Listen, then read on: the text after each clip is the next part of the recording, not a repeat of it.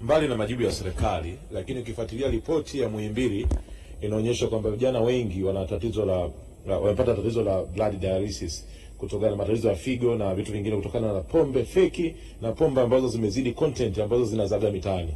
Je, wizara mbali ya kuzingatia biashara, nyinyi mna wajibu wa kulinda taifa kwenye afya za vijana. Wizara hii haioni kwamba kuwa na mkakati maalum, operation maalum kuondoa vinywaji ambavyo vimekuwa vikiangamiza nguvu kazi ya taifa letu? Mheshimiwa Waziri.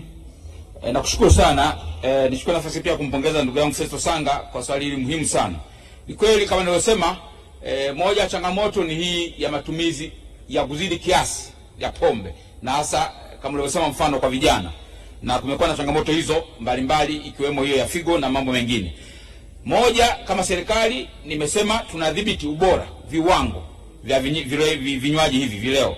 Lakini pili, pombe zile feki kupitia taasisi zetu ikiwemo TBS lakini pia FCC, Fair Competition Commission, huwa tunapita mitaani kusaka kwa kushirikiana na wazalishaji. Kwa mfano kwenye swala la feki, kweli kumekuwa na pombe baadhi ya feki. Kwa mfano hata konyaji, baadhi ya wazalishaji na ambao sio waadilifu wanachukua zile chupa ambazo za pombe fulani wanaweka pombe kali ambazo zina madhara. Tumekuwa tukikamata, tunashirikiana na wazalishaji kuhakikisha tunadhibiti hilo. Lakini zaidi, Mheshimiwa Naibu Spika, elimu, tunaendelea kutoa elimu kwa watumiaji. Sisi wote tunatumia vileo, kuhakikisha unatumia kwa kiasi, lakini pia kufuata viwango na kuhakikisha ujiridhishe kwamba pombe unayokunywa ni ile ambayo ni mzuri na imetoka kwenye wazalishaji halisi, na badala ya kufuata, kwa sababu wengine wanafuata urahisi wa bei ya pombe. Nakushukuru sana.